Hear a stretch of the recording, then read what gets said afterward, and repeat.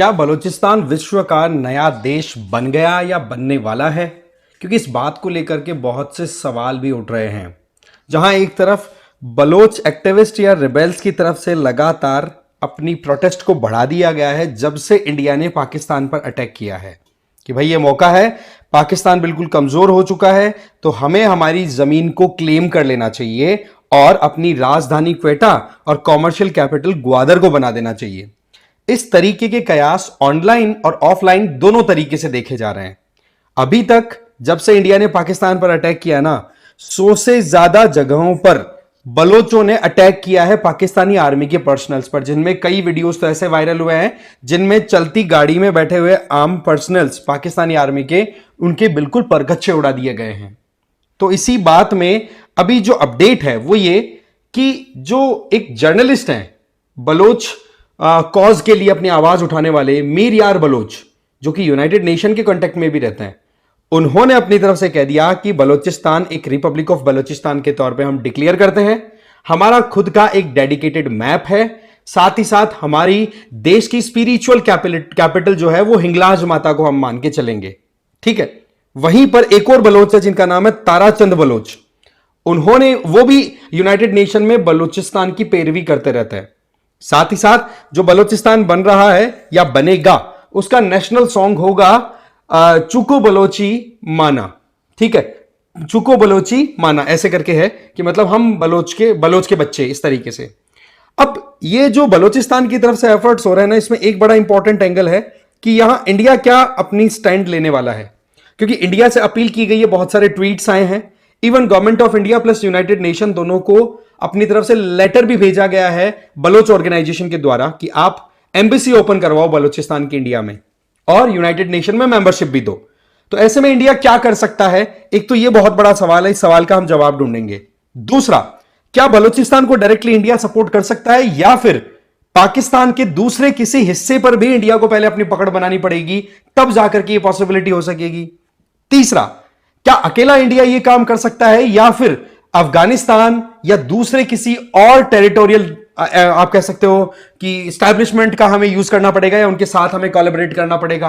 तो ये कई एंगल से इनको हम पूरा डिटेल में समझेंगे, क्योंकि यहां पर रिपब्लिक ऑफ बलोचिस्तान का कैंपेन लगातार बढ़ता चला जा रहा है। तो ऐसे में इसको डिटेल में जानना हमारे लिए जरूरी है और कितना यह प्रैक्टिकली वायबल है कि वाकई में बलोचिस्तान को लिबरेट कराया जा सकता है, समझेंगे पूरा डिटेल में। बट आगे बढ़े उससे पहले एक तो आप मुझे फॉलो कर लो इस क्यूआर कोड को स्कैन करके टेलीग्राम पर। दूसरा, PWNLIS की तरफ से यूपीएससी फाउंडेशन कोर्सेज चलाए जा रहे हैं, जिनमें संकल्प 2027 इंग्लिश और हिंदी में है, टाइटन 2026 इंग्लिश में है, प्रहार 2026 इंग्लिश हिंदी में है। इनमें से जो भी आप टारगेट कोर्स लेकर के चले उनमें आपको लाइव रिकॉर्डेड क्लासेस मिलेंगी, CS और CSET, GS और CSET दोनों। साथ ही साथ MCQs और mains answer writing practice daily पे कॉम्प्रिहेंसिव ई बुक्स भी आपको दे दी जाएगी। डिटेल्स वो डिस्क्रिप्शन बॉक्स में दी हुई है। एडमिशन बिल्कुल ओपन है, चेक कर लीजिए। अब देखो, बात ऐसी है कि पाकिस्तान इंडिया टेंशन के बीच में रिपब्लिक ऑफ बलूचिस्तान का कैंपेन ऑनलाइन लगातार चल रहा है और इसको लीड किया जा रहा है मीर यार बलोच, जो कि एक कह सकते हैं बलोच नेशनलिस्ट लीडर है, ह्यूमन राइट एक्टिविस्ट है।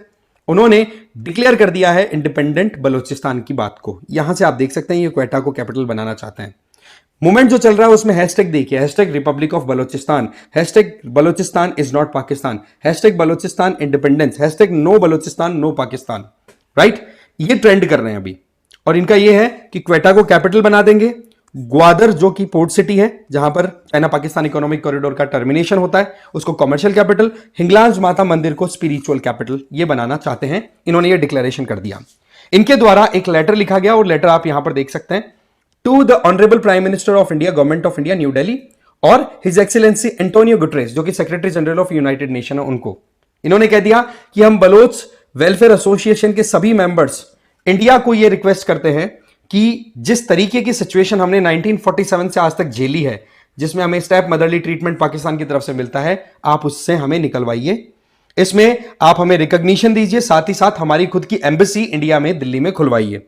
साथ ही साथ यूनाइटेड नेशन के चार्टर में आर्टिकल 51 जो कि एक इंडिपेंडेंट कंट्री को रिकॉग्निशन दिलाने की बात करता है, उसको भी कोट करते हुए यूएन को भी अपनी तरफ से एक रिक्वेस्ट डाली है कि भाई आप भी इस पे जागिए, कि यूएन चार्टर कहीं ना कहीं इस तरफ सिग्नल करता है कि आप बलूचिस्तान को रिकॉग्नाइज करें, जहां पर हम खुद से हमारा कहते हैं कि राइट ऑफ सेल्फ डिटर्मिनेशन को एक्सरसाइज करना चाहते हैं। इस बात को लेकर के ये जो ट्रेंड चलता रहा, इसकी वजह से ही अपने आप में इंपॉर्टेंट हो जाता है कि इंडिया क्या स्टैंड ले सकता है, क्या लेना चाहिए। अब यहां पर क्या है, सुब्रमण्यम स्वामी जी आपको पता है पॉलिटिकल फेस है, इनके द्वारा यह कह दिया कि यह बिल्कुल सही समय है कि बलूचिस्तान को हमें एज ए नेशन और यूएन मेंबर के तौर पर रिकॉग्निशन दिला देना चाहिए। वहीं पर एक और बलोच है जिनका नाम है बीबागर बलोच, उनके द्वारा इस तरीके से अफगानिस्तान, ये बलोचिस्तान का अपना खुद का नेशनल फ्लैग है वो भी रिवील कर दिया गया। और साथ में यह भी ट्वीट किया गया कि 1839 से लेकर आज तक बलोचिस्तान ने पहले कभी कॉलोनियल इन्वेजन को सहा है, तो कभी हमें डिवाइड किया गया है, कभी फॉरेन ऑक्यूपेशन जिस तरीके से पाकिस्तान ने जबरदस्ती हमें अपने ऊपर अपने अंदर रख रखा है, ब्रिटिशर्स के बाद में पाकिस्तान और ईरान ये सब मिलकर के हमें परेशान कर रहे हैं। आपको ध्यान होना चाहिए कि बलोच जो हैं वो बलूचिस्तान के अलावा आपको सिस्तान बलूचिस्तान वाला रीजन है ईरान में, वहां पर भी मिलेंगे और अफगानिस्तान में भी सदर्न अफगानिस्तान की तरफ उनकी प्रेजेंस दिख जाएगी। बट मेजरली तो पाकिस्तान का बलूचिस्तान और ये सिस्तान बलूचिस्तान ईरान वाला, यहां पर इनकी पॉपुलेशन दिखाई पड़ती है।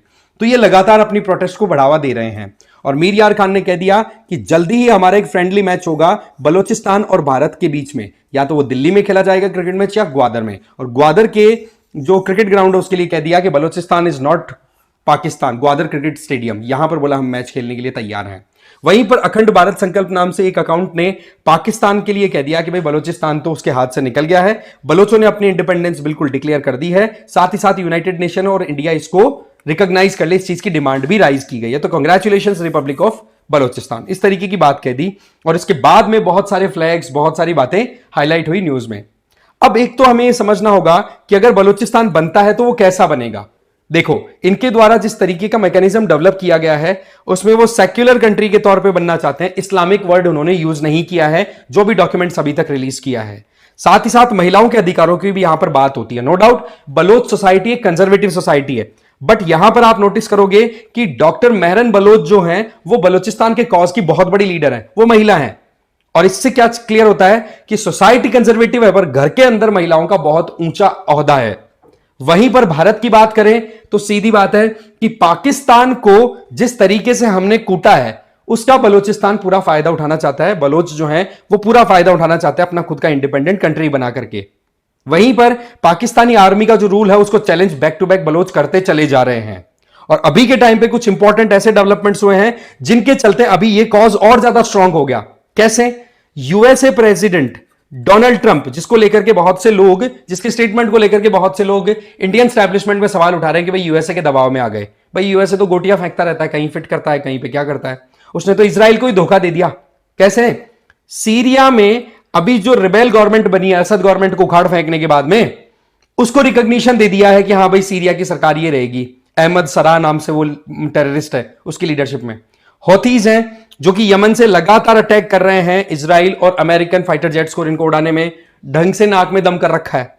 वहीं तीसरी तरफ ईरान जो है वो अब कहीं ना कहीं डील करने के लिए तैयार हो रहा है यूएसए के साथ में, सेटलमेंट करने के लिए।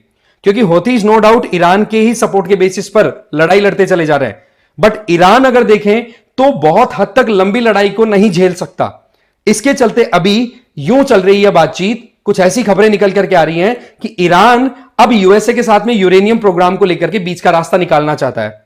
अब ऐसी परिस्थितियों में अगर ईरान यूएस के बीच की टेंशन खत्म होती है, ईरान पे लगे हुए इकोनॉमिक सैंक्शंस कम होते हैं, तो आप मान के चलिए कि पाकिस्तान की जो रेलेवेंस बची हुई थी, पहले तो अफगानिस्तान की वजह से इंपॉर्टेंट था पाकिस्तान यूएसए के लिए, अब ईरान की वजह से है। बट अब ईरान से अगर यूएसए की सीधी बात हो गई ना, तो आप मान के चलो कि पाकिस्तान की रेलेवेंस और खत्म हो जाएगी। तो ऐसे में बलोचों के पास में और ज्यादा अपने आप को लिबरेट कराने का स्कोप बन जाएगा, राइट। तो कुल मिलाकर के यहां पर बलोचों की तरफ से एफर्ट पूरे किए जा रहे हैं, जहां पर आप देख सकते हो बलोच आर्मी हर तरीके से अटैक कर रही है। बट इनके साथ प्रॉब्लम क्या है वो समझिए। बलोच आर्मी गुरिल्ला वार में एक्सपर्ट है, जमीन बहुत सारी है, पहाड़ी इलाका है, छुप छुप करके अटैक कर सकते हैं। बट एक इंडिपेंडेंट स्टेट बनाने के लिए आपको चाहिए प्रॉपर पॉपुलेशन, आपके पास में इंफ्रास्ट्रक्चर होना चाहिए। क्या ऐसा बलूचिस्तान में बना हुआ है? आंसर है नो। जितना पश्तूनों के पास में एफर्ट है ना, ठीक है, खैबर पख्तूनख्वा वाले रीजन में, उतना इधर बलूचिस्तान के बलोचों के पास में नहीं है। तो इनको चाहिए एक्सटर्नल सपोर्ट, वो चाहे इंडिया करे या अफगानिस्तान करे। अब अफगानिस्तान डायरेक्टली कैसे सपोर्ट करेगा, खुद के इतनी प्रॉब्लम्स हैं उनके।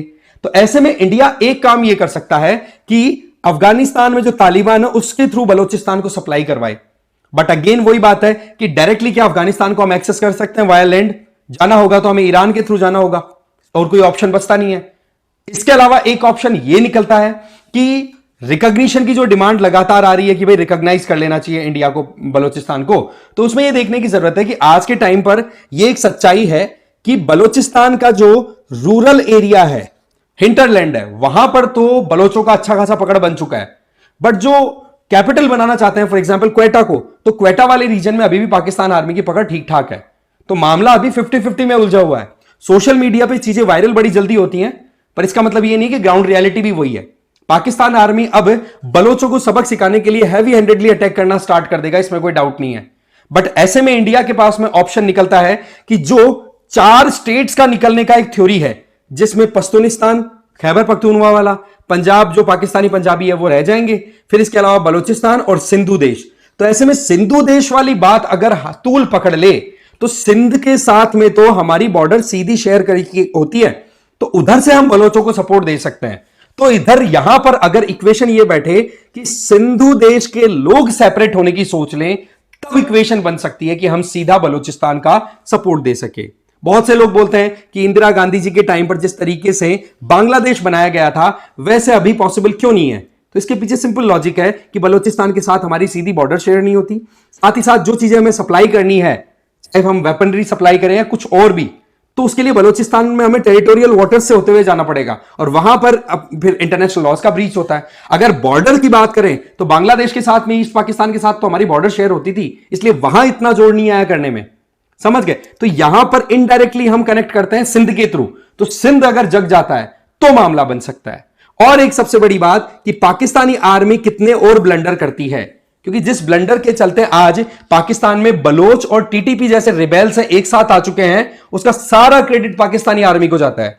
तो अगर पाकिस्तान के द्वारा और कुछ गड़बड़ की जाती है तो वो भी बहुत कुछ डिसाइड करेगी कि बलूचिस्तान कितना जल्दी लिबरेट होता है।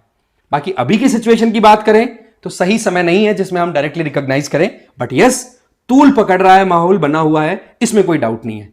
आपकी क्या राय है इस मामले में, कमेंट करके जरूर बताना। बाकी इस वीडियो में तो इतना ही था। Thank you very much.